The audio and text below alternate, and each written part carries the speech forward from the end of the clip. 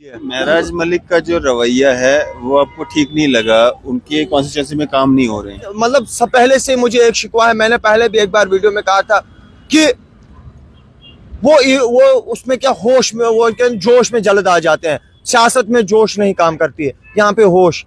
यहाँ पे आपने मुलाजमों के साथ मुलाजमों को डसना है, लेकिन मीठा जहर दे के डसना है, क्योंकि आपको लोगों ने चुना है, आपको लोगों की आप पर तौकात है। तो आपको चाहिए कि मुलाजिम हजरात जो हैं, ये एक मतलब वो जो डेवलपमेंट का है, डेवलपमेंट की एक रीढ़ की हड्डी है।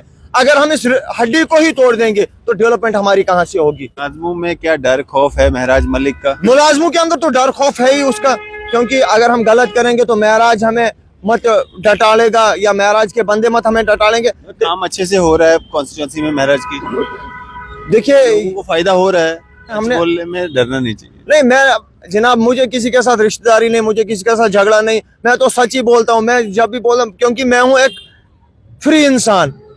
जब हमने कभी किसी का कुछ खाया नहीं, कभी किसी से कुछ लिया नहीं, चाहे वो मुलाजिम हजरात हो, चाहे वो कोई भी हो। महराज मलिक नाराज हो जाएंगे आपसे? मुझे क्या महराज मलिक के साथ, देखिए महराज मलिक नाराज हो जाएंगे, 100 बार हो जाए नाराज, खुश हो। हमें सबसे पहले अल्लाह नाराज नहीं होना चाहिए। अगर अल्लाह नाराज हो गए तो फिर मैं कहता हूँ पूरी दुनिया हमें खुश हो जाएगी, तो हमें किसी के साथ कुछ वास्ता नहीं है। कौन दबा रहा है लोगों का हक? वो तो सारी दुनिया जान रही है, वो तो खुद आपको पता चलेगा, क्योंकि ये बात तो छुपाने के काबिल है ही नहीं। अगर हम पूरी हिस्ट्री को देखें, पूरी हिस्ट्री को निचोड़े, बात यहाँ पे हो रही है एमएलए महराज मलिक की और शक्तिराज परिहार की, तो इन दो में से कोई एक कौन दबा रहा है लोगों का हक? डीडीसी 2 कॉन्स्टिट्यूंसी से उन्होंने लड़ा, डीडीसी क्यों हार गए थे? डीडीसी उन्होंने हार गया, उनमें कुछ कमियां रह गई थी क्या, उन्होंने कुछ काम लोगों के नहीं किए थे, एक वजह ये थी। दूसरी वजह मैंने आपको यही बोला कि उन्होंने उस वक्त भी प्री प्लान्ड वो बनाई थी, मतलब कॉन्स्टिट्यूंसी बनाई थी। उस वक्त भी मतलब हमारा कुछ घाट का इलाका जो है बीच में से उठा के गुंदरा में डाल दिया। तो बाद में लोगों को भी थोड़ी सी ये खशिश रही कि यार देख, हमारा बला घाट पड़ता था और हमें गुंदरा पीछे छोड़ दिया। तो उस वजह से भी लोगों ने उनको वोट नहीं किया, जिससे उनको खामियाजा भुगतना पड़ा। लेकिन मैं इंसान उसी को मानूंगा जो गलतियों को सुधार कर आगे बढ़े। शक्ति परिहार ने उन गलतियों को सुधारा और उसका नतीजा ये रहा कि वो आगे एमएलए इलेक्शन में आ गए और उन्होंने वहां पे जीता। आज की खास मुलाकात में हमारे साथ मौजूद हैं फॉर्मर सरपंच मोहम्मद सदीक साहब। बात करेंगे, डिस्ट्रिक्ट डोडा से बिलोंग करते हैं और पंचायत कॉन्फ्रेंस के साथ भी वाबस्ता हैं। बात करेंगे सदीक साहब, सबसे पहले स्वागत है आपका न्यूज़ इंडिया में। अरफाज भाई, आपका शुक्रिया जो आपने हमें वक्त दिया। और हम अक्सर देखते हैं कि आपकी जो खबरें होती हैं, शाया होती हैं, चाहे सोशल मीडिया पे हों या अपने पेज पे हों, जब भी हम देखते हैं तो आप हर एक का मुद्दा जो है उसको सामने लाने की कोशिश करते हैं। और देखा ये भी गया कि उन मुद्दों को हल होते हुए भी जो भी आपके चैनल से खबर शाया हुई है। सदीक भाई, अगर बात करें, आज जम्मू में आप आए हैं, क्या कुछ खास कारण है इसके? असल में जम्मू में हमारा जो आना था वो एक तो हमारे जो आज जम्मू कश्मीर पंचायत कॉन्फ्रेंस के चेयरमैन शफीक मीर साहब हैं, उन्होंने हमें बुलाया था, कोई ख़ास काम था। क्योंकि हमने देखा कि 9 जनवरी को यहाँ पे पंचायती राज का इख्तिताम हुआ था, हत्ता कि नवंबर में ही तो एंड हुआ था, लेकिन 9 जनवरी तक पावर्स दी गई थी। तो उसके बाद हम सोचते रहे कि कब यहाँ पे सरकार जो है, मरकज़ी सरकार, यहाँ की जो गवर्नर इंतज़ामिया थी वो यहाँ पे इलेक्शन करवाएं, लेकिन कुछ नहीं इन्होंने किया। तो उसी के सिलसिले में हमारी थोड़ी बहुत कुछ डिस्कस थी, कोई प्लानिंग थी कि आगे हम कैसे हुकूमत आला तक की बात पहुँचाएँगे कि जम्मू कश्मीर के अंदर जल्द अज जल्द पंचायती चुनाव हों, ताकि यहाँ के लोग जो है सफ़र हैं, यहाँ के लोग जो है दर बदर की ठोकरें खा रहे हैं। क्योंकि ब्यूरोक्रेसी जो है वो बढ़ती जा रही है, ब्यूरोक्रेसी रुकने का नाम ही नहीं ले रही है। उसको रोकने के लिए एक यहाँ की सरकार ने, वहाँ पे तो हम सलूट करते हैं भारतीय जनता पार्टी को ही, क्योंकि 1947 से लेके यहाँ पे इलेक्शन हो रहे हैं, लेकिन यहाँ पे पंचायती निज़ाम को उतनी तरजीह नहीं दी गई थी। लेकिन भारतीय जनता पार्टी की सरकार ने यहाँ पे पंचायती निज़ाम को कुछ नहीं तो 50% लागू किया। तो हम चाहते हैं कि यहाँ पे पंचायती निज़ाम पंचायती इलेक्शन जो है जल्द अज जल्द करवाए जाएं, ताकि लोगों के जो मसाइल हैं उनको ऑफिसों का दौरा न करना पड़े, उनको उनके चक्कर न लगाने पड़े, क्योंकि वो अपना नुमाइंदा चुनते हैं और उस नुमाइंदे से ही वो काम लेते हैं। इस सिलसिले में हमारी एक छोटी सी मीटिंग थी कि हम सरकार के साथ कब बात करें, कैसे करें। तो हम आपके चैनल के माध्यम से भी यहाँ की जो इंतज़ामिया है उनसे गुजारिश करेंगे कि जम्मू कश्मीर के अंदर जिस तरह आपने असम्बली के चुनाव कराए, जिस तरह आपने पार्लियामेंट के चुनाव कराए, तो जल्द अज जल्द यहाँ पे पंचायती चुनाव भी हों ताकि आम इंसान जो है सफ़र न हो। सिद्दीक भाई, आपकी पंचायत कौन सी पड़ती है और आपके दौरान सरपंच आपने क्या कुछ वहाँ पे काम किए? अब जब इलेक्शन नहीं हो पा रहे हैं तो क्या कुछ दिक्कतें आ रही हैं काम करवाने में? क्या एडमिनिस्ट्रेशन आप लोगों की बात सुन रही है? आप लोगों के दिए गए काम जो है वो हो पा रहे हैं? देखिए, मेरी पंचायत जो है ज़िला हेडक्वार्टर से 9 किलोमीटर की दूरी पर है। बबोर मेरी पंचायत का नाम है। अल्लाह के फजल व करम से जो हमसे हो सका, जितना असासा सरकार ने हमको दिया था वो हमने मंजर आम पे रखा। हमने लोगों के सामने वो बातें रखी, हमने लोगों के सामने वो चीज़ें रखी, चाहे वो MG नरेगा हो, चाहे वो कैपेक्स हो, चाहे वो कोई भी ग्रांट हो, कोई भी स्कीम हो। हमने हर वक्त लोगों के साथ वो एक लाइजाना रखा, लोगों के साथ तालमेल रखा। उसके लिए मैं किसी भी ऑफिसर को, किसी भी सोशल मीडिया के इन बंदे को दावत दूंगा कि वो आए, वो वहाँ पे देखें कि वाकई हमारी पंचायत में काम हुआ है कि नहीं हुआ है। एक जवाब ये रहा। दूसरा ये होता है कि देखिए, पंचायत में सारे लोग खुश नहीं हो सकते हैं। पंचायत में कुछ लोग आपसे नाराज भी हो सकते हैं, क्योंकि हर एक को इंसान खुश नहीं रख सकता है। यहाँ पर हाथ की 5 उंगलियां हैं, 5 बराबर नहीं है। हर एक के साथ इंसान बराबर नहीं आ सकता है। लेकिन जो भी आपको फंड्स आती है, जो भी आपको कोई रकम वसूल होती है या कोई स्कीम होती है, उससे अगर आप मंजर आम पे लाएंगे, लोगों को बताएंगे, बाद में लोगों को अपनी मर्जी वो करें या ना करें। रहा सवाल ये कि हम इस वक्त लोगों को कौन सी दिक्कतें आ रही है, मैं आपको छोटी सी मिसाल दूंगा। पिछले दिनों सरकार ने एक ऑर्डर निकाला PMAY का, एक बहुत बड़ा मसला बन गया। अभी आपकी ID जनरेट नहीं हो रही, अभी आपकी वेरिफिकेशन नहीं हो रही है, तो सरकार ने कहा लोगों से कि आप कागज बनाओ। जब सरकार ने कहा कि कागज बनाओ, उन कागजों में क्या क्या था? उनमें आपकी एक NOC थी, बैंक NOC, उसमें आपकी जमीन की नकल थी, उसमें आपका फर्स्ट क्लास का मजिस्ट्रेट का एफिडेविट था, बहुत सारी चीजें थी। अब गिनते बैठूं तो लंबा हो जाएगा। मेरी 10 चीजें थी। उन 10 चीजों में वो काम, उनकी आवाज को आगे देखिए। एक आम इंसान है, जैसे मान के चलो मैं गरीब इंसान हूँ, मैं दिहाड़ीदार हूँ। वो 10 कागज बनाते बनाते मुझे कम से कम 5,000 रुपया खर्चा लगेगा। वो कैसे? क्योंकि मैंने वक्त भी तोड़ना है, दिहाड़ी भी लगानी है।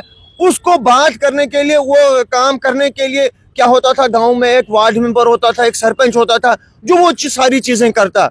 लेकिन जब वो सिस्टम ही नहीं था तो वो कहाँ से होता? दूसरी चीज, मैंने उस दौरान भी वहाँ की इंतजामिया यानी जो जिला इंतजामिया, उनसे एक रिक्वेस्ट की थी कि आप ये एक्सरसाइज जो है इसको बंद करो। सबसे पहले आप एक टीम बनाओ, उसमें आप एग्रीकल्चर के बंदे लो, उसमें आप हॉर्टिकल्चर के बंदे लो, उसमें आप रेवेन्यू डिपार्टमेंट के बंदे लो और रूरल डेवलपमेंट के बंदे लो। वो गांव में सर्वे करेंगे, वो देखेंगे कि कौन सा बंदा सुटेबल है, किसका मकान बनना चाहिए। क्योंकि फार्म तो देखिए हर बंदा चाहता है कि मुझे सरकार से फायदा हो, मुझे पैसे मिले, लेकिन डिजर्विंग कैंडिडेट कौन है? और वो कैंडिडेट का नाम लेके वो उसको कहते हैं कि फॉर्म भर, ताकि सारे लोगों का पैसा जाया न होता। तो देखने में यही आया कि कोई बात करने वाला नहीं था, कोई लीडर नहीं। देखिए, इसके लिए लीडर बहुत जरूरी है। अब हम जब लोग लीडरों को चुनते हैं, वो किस लिए चुनते हैं? हमने लीडर को इसलिए चुनना कि ताकि वो हमारी बात वहां पे पहुंचे। हमें कहाँ मुश्किलात आ रही हैं। मैं आपके चैनल के माध्यम से यहाँ की सरकार को ये भी बता दूं, आप ये जो फुटपाथ बनाते हैं, आपने फुटपाथ क्यों बनाए हैं? ताकि लोग इस पे चलें। लेकिन आप जाओ पूरी सिटी में, मैं जम्मू की नहीं बात करूं, मैं कश्मीर की बात करूंगा, मैं डोडा की बात करूंगा, भद्रवाह की, किश्तवाड़ की, कहीं की भी बात, आप कोई भी बाजार की बात लें, आप जब बाजारों में जाएंगे आपको फुटपाथ चलने के लिए नहीं मिलेंगे। वहां फुटपाथों पे आपको लोगों की रेहड़ियां मिलेंगी, फुटपाथों पे आपको लोगों की दुकान मिलेंगे, लोगों के बैनर्स मिलेंगे, जिसकी वजह से लोग जो है सड़कों से चलने के लिए मजबूर हो जाते हैं। अगर उन फुटपाथ वो साफ होते तो लोग वहां से चलते तो सड़कें हमारे जाम्स नहीं लगते। वो बात करने के लिए कौन था? वो बात करनी थी लीडर हजरातों ने, क्योंकि मुश्किलात तो आम लोगों की आती। अब हर बंदा सेक्रेटरी तो नहीं जा सकता है, हर बंदा मिनिस्टर के पास तो नहीं जा सकता है, उसके लिए हमने MLA चुने होते हैं। लेकिन ये हमारी खुशकिस्मती है या बदकिस्मती है कि हमारे MLA हजरात जो हैं अपने अपनी आराम गांव में चुपचाप करके बैठे होते हैं, कोई बात नहीं करते। आ जाते हैं कहीं महीने में 1-2 बार, एक हुलूरा जैसा उठाया, किसी से टास से मास नहीं। तो मैं आपसे यही कहूँगा कि हमारे जो नुमाइंदे हैं, ये मैंने ज़िम्नन इसलिए बात की क्योंकि मैं अभी बाजार से चल रहा था तो मैंने देखा कि रास्तों के ऊपर, फुटपाथों के ऊपर दुकानदारों के ठेले लगे थे। इंसान चले तो चले कहाँ से, आगे से भी सड़क में गाड़ियाँ लगी हुई हैं। तो कम से कम यहाँ की इंतज़ामिया को ये सोचना चाहिए कि ये जो फुटपाथों पे हम इतना पैसा खर्च करते हैं, ये कम से कम इंसान के लिए ही हो। बिल्कुल। डोडा की अगर हम बात करें और MLAs की खासकर आप जो बात कर रहे हैं, तो वहाँ से मतलब महराज मलिक भी हैं, शक्तिराज परिहार भी हैं, दलित परिहार भी हैं, तो क्या वो अच्छे MLAs नहीं है, काम नहीं कर रहे हैं? महराज मलिक तो रात दिन मतलब हीरो बने हुए, पूरा JNK उनको पसंद करता है, पूरा इंडिया उनको पसंद कर रहा है। देखिए, अगर मैं बात करूं यहाँ पे, पहले तो मैं शक्तिराज परिहार जी की बात करता हूं। शक्तिराज परिहार हमारी तुरंजा कॉन्स्टिट्यूंसी का MLA है, क्योंकि मैं तुरंजा से बिलोंग करता हूं। ये तो हम लोगों की बदकिस्मती, अगर आप उस नक्शे को देखेंगे आप हैरान और परेशान हो जाएंगे कि ये गांव जो है, मतलब ये जो हमारा पटवार हल्का है, ये कैसे एक जगह से उठा के दूसरी जगह पे डाला गया है।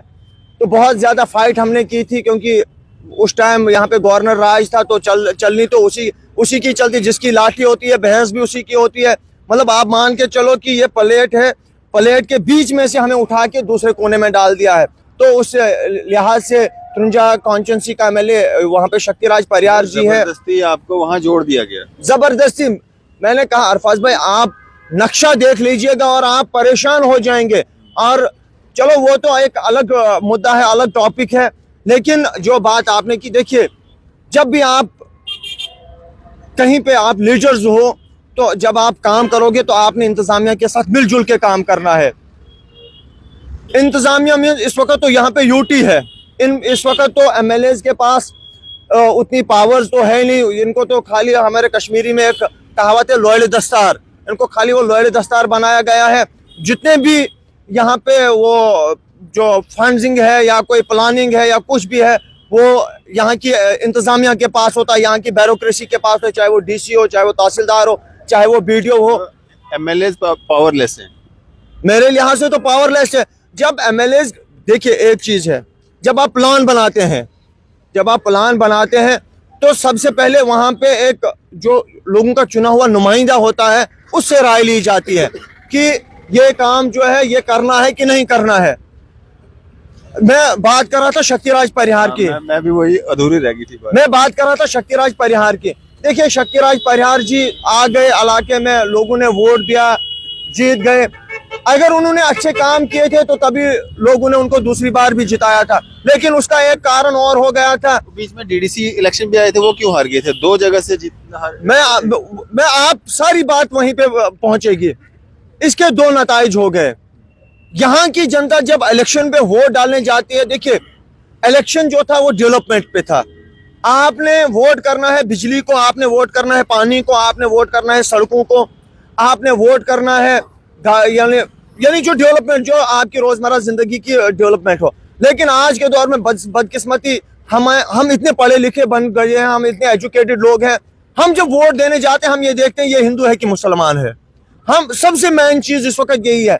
हिंदुस्तान की राजनीति में इस वक्त ये देखा जा रहा है कि कौन हिंदू है, कौन मुसलमान है। हिंदू मुसलमान को वोट नहीं डालता है। अब हो जाएगा थोड़ा बहुत क्राइटेरिया चेंज, लेकिन शक्तिराज परिहार जी को जीतने का इस वक्त जो सबसे बड़ा ये था कि हमारी, देखिए उन्होंने वो जो अपनी वो कॉन्स्टिट्यूंसी बनाई थी, उसने 70 और 30 का रेशो उन्होंने रखा था।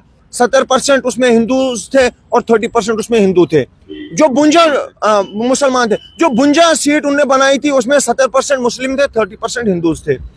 अब क्या हुआ कि शक्तिराज परिहार जी जीत गए। देखिए उन्होंने काम किया। इस वक्त भी मतलब टिल डेट जो बात सही हो उसको सही बोलना चाहिए। पॉलिटिक्स रही अपनी जगह पे। इस वक्त भी 20-22 सड़कें आ गई, मतलब वो RNP के जरिए। डीडीसी 2 कॉन्स्टिट्यूएंसी से उन्होंने लड़ा, डीडीसी क्यों हार गए थे? DDC उन्होंने हार गया, उसकी वजह मैं पहले ये बोलूंगा ना, उसके बाद में उसकी वजह भी बोलूंगा। अब ये जो 20-22 रोडें इस वक्त आ गई, उसमें से 18 रोडें जनाब शक्तिराज परिहार के उसकी है। वो क्यों है? उसका ये मतलब है कि वो इंतजामिया के साथ मिला जुला है, वो इंतजामिया से काम लेना जानता है, वो इंतजामिया के साथ बात करना जानता है, वो हर एक चीज मद्देनजर रख के। उसके मुकाबले में बुंजा में कितनी रोडें आई, वो भी देखिए, आज डिजिटल दौर है, आप इस वक्त सब कुछ देख सकते हैं। तो रही उसके बाद देखिए, जो बातें करनी थी उन MLAs ने वो करते नहीं है। डीडीसी क्यों हारे वो 2 जगह से? देखिए, DDC हारने का सबसे बड़ा नतीजा ये था उनका, क्योंकि उस वक्त मतलब 2014 के इलेक्शन में जब उन्होंने मतलब अपना वहां से वो MLAs बने थे डोडा से, उनमें कुछ कमियां रह गई थी। क्या उन्होंने कुछ काम लोगों के नहीं किए थे, एक वजह ये थी। दूसरी वजह मैंने आपको यही बोला कि उन्होंने उस वक्त भी प्री प्लान्ड वो बनाई थी, मतलब कॉन्स्टिट्यूंसी बनाई थी। उस वक्त भी मतलब हमारा कुछ घाट का इलाका जो है बीच में से उठा के गुंदरा में डाल दिया। तो बाद में लोगों को भी थोड़ी सी ये खशिश रही कि यार देख, हमारा बलाघाट पड़ता था और हमें गुंदरा पीछे छोड़ दिया। तो उस वजह से भी लोगों ने उनको वोट नहीं किया, जिससे उनको खामियाजा भुगतना पड़ा। लेकिन मैं इंसान उसी को मानूंगा जो गलतियों को सुधार कर आगे बढ़े। शक्ति परिहार ने उन गलतियों को सुधारा और उसका नतीजा ये रहा कि वो आगे MLA इलेक्शन में आ गए और उन्होंने वहां पे जीता।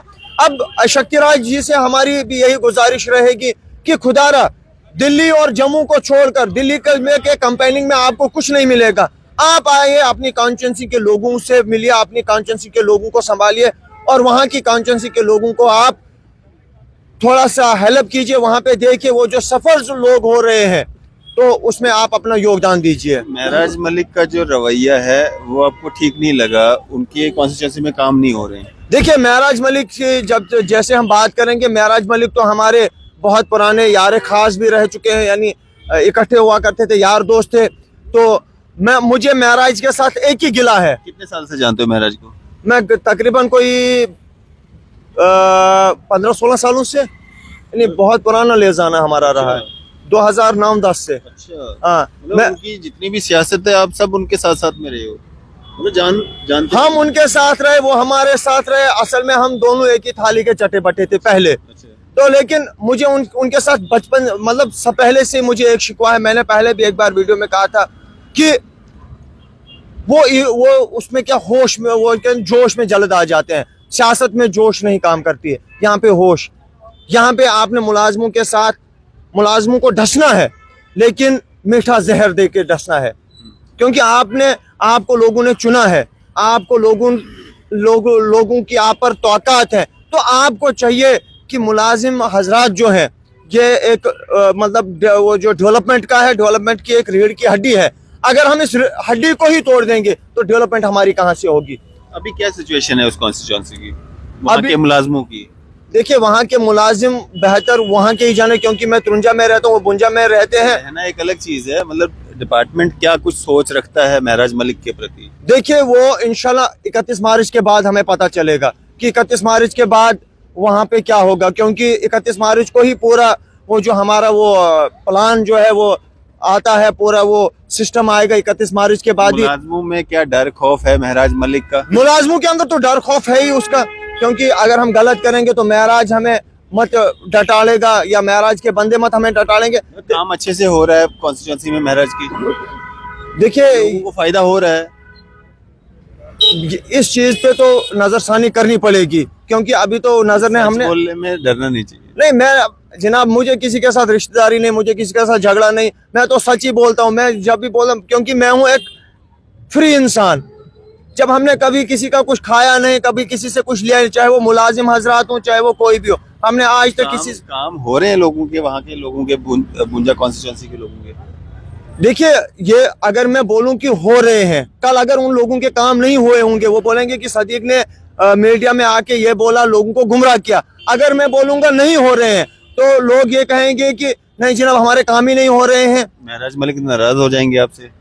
मुझे क्या महराज मलिक के साथ, देखिए, महराज मलिक नाराज हो जाएंगे, 100 बार हो जाए नाराज, खुश हो। हमें सबसे पहले अल्लाह नाराज नहीं होना चाहिए। अगर अल्लाह नाराज हो गए तो फिर मैं कहता हूँ पूरी दुनिया हमें खुश हो जाएगी, तो हमें किसी के साथ कुछ वास्ता नहीं है। क्योंकि सबसे बड़ी चीज़ है कि जब देखिए दो चीज़ें, अब यहाँ पे ज़िम्नन एक बात मैं आपको और बोलूँगा, अल्लाह ताला रोज़े महशर में आपको नमाज के लिए छोड़ सकता है, लेकिन हुकूकुल इबाद के लिए नहीं छोड़ सकता। हुकूकुल इबाद में आता है लोगों के हक, हमने लोगों के साथ कैसे पेश आए, हम लोगों के साथ कैसे हमने बातें की, लोगों का हक तो नहीं दबाया, लोगों का किसी का कोई एक 10 या 20 रुपए गबन तो नहीं किए। कौन दबा रहा है लोगों का हक? वो तो सारी दुनिया जान रही है, वो तो खुद आपको पता चलेगा, क्योंकि ये बात तो छुपाने के काबिल है ही नहीं। अगर हम पूरी हिस्ट्री को देखें, पूरी हिस्ट्री को निचोड़ें, बात यहाँ पे हो रही है MLA महराज मलिक की और शक्तिराज परिहार की, तो इन दो में से कोई एक कौन दबा रहा है लोगों का हक? देखिए हक दबाना क्या होता है कि अगर मेरी उम्मीद है, मतलब मैं उम्मीद के साथ, आप मान के चलो कि आप इलेक्शन को उठ गए, आप मुझे ये गारंटी दे रहे हैं कि मैं आपको फ्री एजुकेशन दिलाऊंगा, मुझे ये गारंटी दे रहे हैं कि मैं आपको 200 यूनिट बिजली फ्री दूंगा, मैं आपको ये, मतलब जो आपका मैनिफेस्टो होगा, जब कल आप उस अपने 5 साल में उस मैनिफेस्टो में नहीं उतरेंगे, इसका ये मतलब है कि आपने उन 10,000 नहीं 1 लाख या 70-80 हज़ार लोगों का हक दबाया, क्योंकि आपने वोट उनसे लिया और तब जाके आप वहां पे उतरे। यहाँ पे तो इलेक्शन से पहले यहाँ पे तो इन लोगों ने ये भी कहा था कि यहाँ की जनता को कि हम आपको बिजली फ्री करेंगे, लेकिन कहाँ है बिजली फ्री? जहाँ लोगों को 300 रुपये किराया था, उनको आज 500 रुपये किराया देना पड़ रहा है। इलेक्शन से पहले लीडरों की एक अलग बोली होती है और इलेक्शन के बाद दूसरी बोली होती है। हता कि हमारा चिनाब पूरे हिंदुस्तान को बिजली दे रहा है, लेकिन हमारे चिनाब के लोगों को 12-12, 14-14 घंटे बिजली से महरूम रहना पड़ रहा है। मतलब ये बात ढकी छुपी तो है नहीं। इलेक्शन से पहले हमारे यहाँ पे जो इस वक्त चीफ मिनिस्टर बने हैं उमर अब्दुल्ला साहब, उन्होंने तो लोगों को ये कहा था कि हम जनाब हम आपको बिजली फ्री करेंगे, कोई मीटर नहीं लगाएगा, कोई कुछ नहीं। आज तो उनका ये रवैया है कि वो लोगों को बोल रहे हैं कि मीटर लगाओ, इससे कटौती कम हो गई। क्या वो लोगों का हक? देखिए हक दबाना ये नहीं है कि आपने किसी के पैसे दबाए, अगर आप किसी का वक्त जाया करते हैं तो वो भी आपका हक दबाने में आता है। क्या एक मैसेज रहेगा आपकी तरफ से आम आवाम के लिए भी, सरकार के लिए भी? मेरे लिए मेरा मैसेज जो आपके चैनल के माध्यम से यही है, चाहे वो जम्मू कश्मीर के लोग हों, हिंदुस्तान के लोग हों, जब भी आप अपना वोट दें सोच समझ कर दें, जज्बातों में आकर न दें, पहली बात। दूसरी बात, जब भी वोट दें वो आप अपनी एजुकेशन के लिए दें, आप बिजली के लिए दें, आप पानी के लिए दें, आप सड़कों के लिए दें, आप रोजगार के लिए दें, और आप अपनी ये जो माएँ बहनें हैं इनकी असमतों के लिए आप अपना वोट कास्ट करें। अदरवाइज आपका फर्ज बनता है कि आप अगर वोट दें तो इन्हीं चीज़ों को दें, नहीं तो आपने वोट क्यों देना है। बिल्कुल, चलो शुक्रिया हमारे साथ बातचीत करने के लिए। तो फॉर्मर सरपंच मोहम्मद सदीक साहब हमारे साथ बातचीत कर रहे थे, डिस्ट्रिक्ट डोडा से बिलोंग करते हैं। आपकी इस पे क्या राय है? आप अपनी राय जो है जरूर साझा कीजिएगा। इसी तरह की मज़ीद अपडेट्स के लिए देखते रहें न्यूज़ इंडिया।